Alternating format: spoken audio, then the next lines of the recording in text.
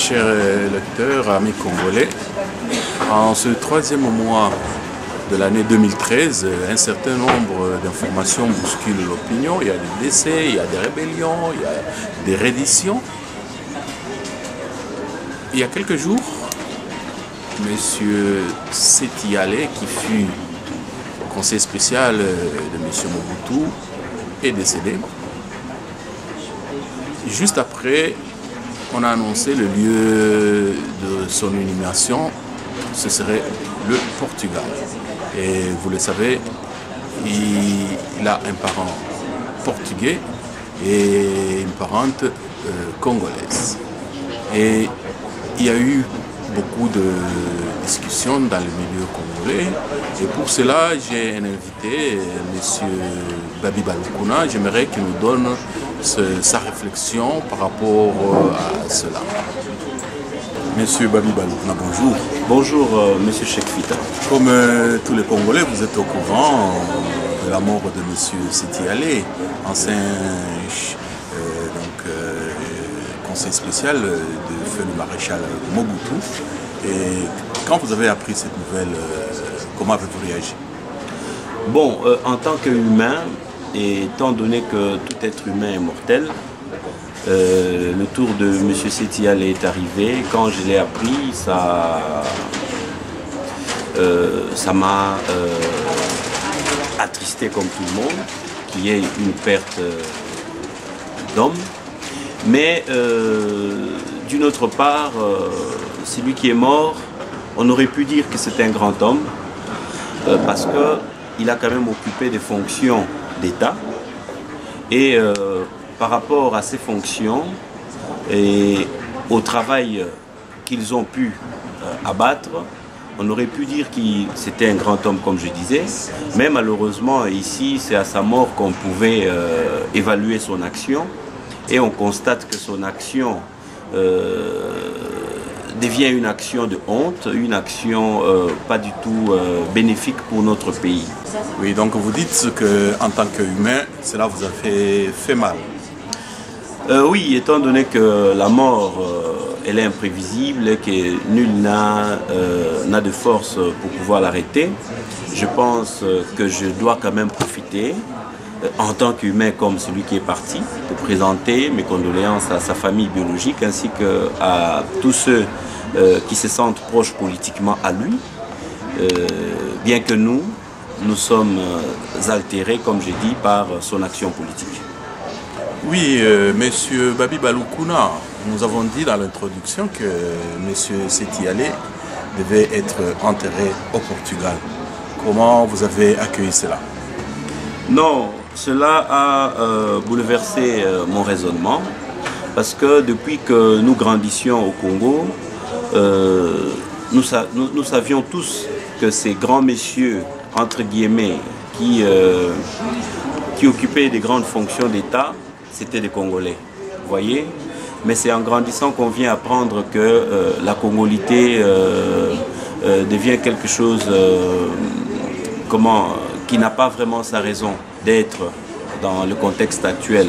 Donc j'avais été dérangé de voir que l'homme que j'ai vu s'enrichir au Congo puisse se faire enterrer au Portugal, où il y avait bénéficié d'un exil, je crois, et aussi d'une protection de ses biens, de ses moyens, de ses biens financiers, et aussi aujourd'hui de son enterrement. Ça dérange. Et on se demande maintenant, est-ce que le Congo leur a servi de vache à lait et qu'au moment de la mort ou du repos, qu'on choisisse un autre pays pour y tirer sa révérence? Oui, ma question suivante c'est celle-ci. Est-ce qu'il y a une obligation pour quelqu'un qui a fait sa fortune au Congo du fait d'une double nationalité, enfin double nationalité de par sa origine, est-ce qu'il y a une obligation de se faire enterrer au Congo parce qu'il a tiré sa fortune là-bas? Bon, vous savez, l'enterrement, la naissance comme l'enterrement, c'est la naissance comme la mort, pardon, ce sont là des événements qui commencent la vie de quelqu'un et qui la terminent. Chaque fois, vous voyez qu'on nous demande toujours, vous êtes né dans quelle maternité? Ce n'est pas parce que la maternité est spéciale, mais tout simplement parce qu'on veut vous situer là où vous êtes. Mais quand vous mourrez, je pense que c'est le même exercice qui permet de situer l'amour de la personne envers ceux qui lui sont chers. Parce que vous voyez tout le monde dire « enterrez-moi à côté de ma femme ou de mes enfants ou de mes parents ». Mais quand lui, il a apprécié d'être, ou encore il avait préféré être enterré à sa mort au Portugal, ça veut dire que son amour n'était même pas partagé entre le Portugal et le Congo, mais plutôt beaucoup trop concentré vers le Portugal. Mais l'amour du lucre sur le Congo. Monsieur Babi Balukuna, nous vivons en Belgique. Il y a beaucoup de Belges qui sont d'origine congolaise, qui font aussi fortune. Vous pensez que quand ils mourront, ils devront être enterrés ici? Et s'ils voulaient être enterrés au Congo, est-ce qu'on allait les condamner? Des Belges d'origine congolaise ou des Belges de souche? Des Belges d'origine congolaise. Qui font fortune au Congo? Non, qui sont ici. Oui. Ils font fortune ici parce qu'au Congo, ils n'avaient rien. Ici, ils ont des maisons, etc. Ils meurent. Est-ce qu'ils ne doivent pas non plus, donc ils ne doivent pas être enterrés au Congo? La logique reste la même. La logique, c'est... elle reste au niveau des êtres chers. Vous comprenez? Moi, par exemple, Babi Balukuna, bien que ma femme, mes enfants sont en partie ici au Congo, mais comme je sens en moi une flamme d'amour pour le Congo, une flamme d'amour pour mon peuple, je pense que si je peux laisser un mot à ma mort, je préférerais qu'on m'enterre sur le territoire de mes ancêtres. Vous comprenez? Donc, si ces Belges-là qui se font enterrer ici préfèrent d'être enterrés ici, c'est beaucoup plus par rapport à ce que vous savez que chez nous en ce moment, les conditions ne sont pas, les conditions sociopolitiques ne permettent pas que les gens demandent aux membres de leur famille d'à tout prix rapatrier leur dépouille mortelle là-bas, parce que déjà ça mettra en difficulté les membres des familles qui restent ici de pouvoir aller les visiter chaque fois. Déjà il y a l'histoire, s'ils sont belges, il y a l'histoire des visas par exemple. S'ils sont en politique, ils ont une opinion politique et un avis politique contraire aux barbares qui dirigent le pays. Vous voyez déjà que ça leur sera difficile de pouvoir aller, donc il leur sera difficile de pouvoir aller rendre hommage aux membres de leur famille disparue. Et une autre question, la vie publique est dirigée par des lois. Est-ce qu'il y a une loi qui interdit à quelqu'un de se faire enterrer où il veut? Prenons son cas bien particulier. Sur base de quoi on va le condamner? Bon, le problème c'est l'image que ça reflète, monsieur Cheikh Fita. On ne peut pas s'enrichir pendant près de 32 ans quelque part et en un jour d'enterrement qu'on puisse donner l'honneur à un autre pays et de pouvoir bénéficier peut-être de ces derniers instants de sa vie. Donc c'est ça le problème. Il n'y a pas de loi comme telle. Vous êtes libre de vous faire enterrer là où vous pouvez si seulement vous remplissez les conditions de pouvoir se faire enterrer à l'endroit en question. Mais dans ce cas précis, M. Setial, et comme je vous ai dit, ça aurait pu être un grand monsieur parce qu'il l'est de nom et il l'est d'image. La fortune que M. Setial laisse aujourd'hui, qui s'élève au-delà des millions, des milliards d'euros, ce n'est pas une fortune qui va aujourd'hui bénéficier au peuple congolais. Parce que les héritiers de cette fortune, ça ne restera que sa famille, qui en grand nombre se retrouve par ici. Et il ne faudrait pas aussi oublier que M. Setial est, quoi qu'il a été un homme d'affaires avéré, mais il s'est quand même enrichi sur le dos des peuples, des pauvres Congolais. Aux Zaïrois à l'époque. Bien, M. Babi Balukuna. Et ce n'est pas un secret, au sommet de l'État dans notre pays, ou dans le rouage de notre pays, il y a beaucoup de gens. Il y a des étrangers, et il y a des personnes à nationalité douteuse, etc. Et vous pensez que l'acte posé par M. Seti pour cet enterrement pourrait être un signe dans un sens ou dans un autre par rapport à tous ceux-là qui sont dans le rouage de l'État?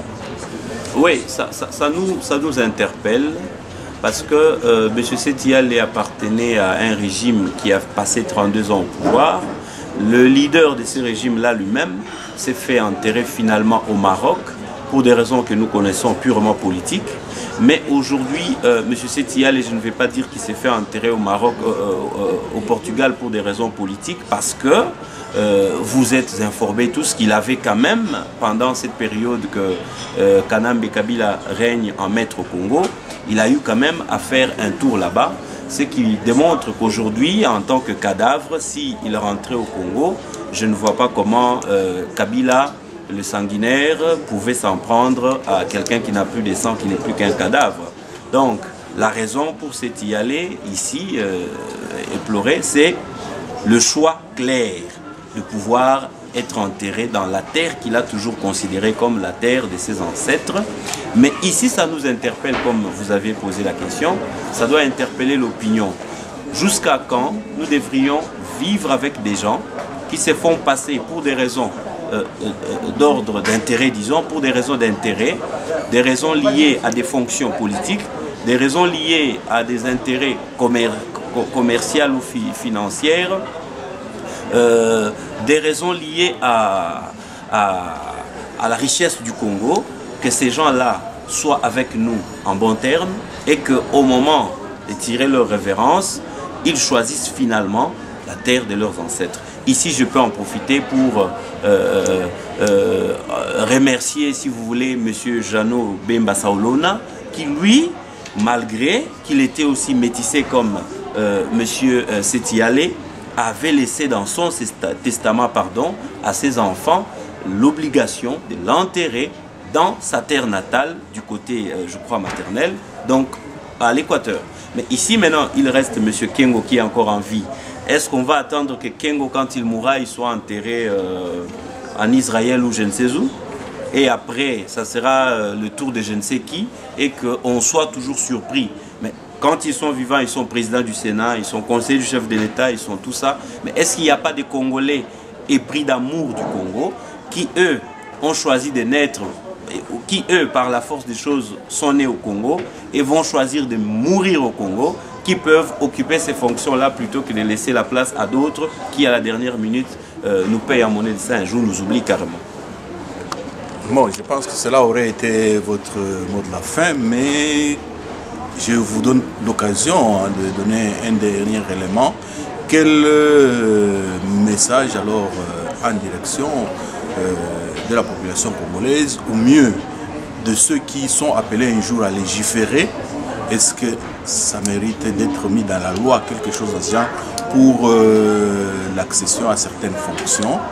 Et c'est qui, enfin, s'il y a des gens, du fait de ne pas remplir certaines conditions d'origine, est-ce qu'il y a une limite pour les fonctions publiques? Si vous avez une suggestion par rapport aux lois à venir. Oui, avant d'entamer la suggestion, vous aviez parlé de mon adresse à la nation, à la population, pour l'éveiller, face à cette situation de disparition de M. Séti Alé. Il faut rappeler, comme j'ai dit dès le début, que ça aurait pu être un grand homme. Vous voyez toute la connaissance que M. Séti Alé a du secteur sécuritaire et politique de notre pays. Mais malheureusement, nous, l'actuelle classe politique, la jeunesse de la classe politique qui peut-être sommes appelés à prendre la relève de cette classe politique qui est en train de disparaître sans laisser de traces. On n'a pas eu le temps de faire une passation de connaissances. Malheureusement, M. Séti Alé meurt, mais le Congo, je ne sais pas en ce moment précis, en bénéficie en quoi. Leur régime nous laisse toute une occupation, un pouvoir face auquel nous battons sans connaître le début de leur conflit. Nous nous battons maintenant à les faire partir. Donc nous n'avions rien hérité de Séti Alé. Sa richesse va aller au Portugal. Elle va bénéficier à ses enfants biologiques. Et le peuple congolais maintenant doit ouvrir les yeux pour dire non. Plus question que ces gens continuent à profiter parce que la loi leur laisse tout un couloir. La loi leur laisse la latitude. Moi, je m'insurge ici contre la légèreté avec laquelle certains articles de cette constitution qui malheureusement est encore en vigueur dans notre pays, la Constitution du 18 février 2005. Je lis ici dans l'article 10, ça c'est dans le cadre de mon mot de la fin, il est écrit que la nationalité congolaise est une et exclusive. Elle ne peut être reconnue et détenue concurremment avec une autre nationalité. Dans le cas d'espèce, M. Seti s'est fait enterrer au Portugal. Ça veut dire qu'il a quand même concurremment détenu la nationalité portugaise, bien que ses richesses ont été amassées au Congo. La nationalité congolaise est soit d'origine, soit d'acquisition individuelle. Donc, s'il avait acquis cette nationalité individuellement, donc il est né congolais. C'est ça que j'ai dit. Non, congolais de par sa mère. Mais il est né congolais de par sa mère, comme vous le dites. Mais la légèreté se trouve à ce niveau-ci. Est congolais d'origine toute personne appartenant aux groupes ethniques dont les personnes et le territoire constituaient ce qui est devenu au Congo, présentement la République démocratique du Congo, à l'indépendance. Donc ce qui est devenu quoi, pardon? Ce qui est devenu le Congo, voilà. Donc, une loi organique, ça c'est le même article qui chute par là. Une loi organique détermine les conditions de reconnaissance, d'acquisition, de perte et de recouvrement à la nationalité congolaise. Cette loi organique, depuis que cette constitution existe, cette loi organique n'a jamais suivi. Maintenant, qu'est-ce qui détermine que aujourd'hui M. Seti Ale, qui détenait la nationalité portugaise en concurrence avec la nationalité congolaise, avait le droit de le faire? Rien. Je me souviens qu'en 2006, avec les députés de la fois passée, de la législature passée, il y a eu un moratoire qui a été déposé sur la table de l'Assemblée nationale, mais malheureusement, ça n'a pas eu de suite.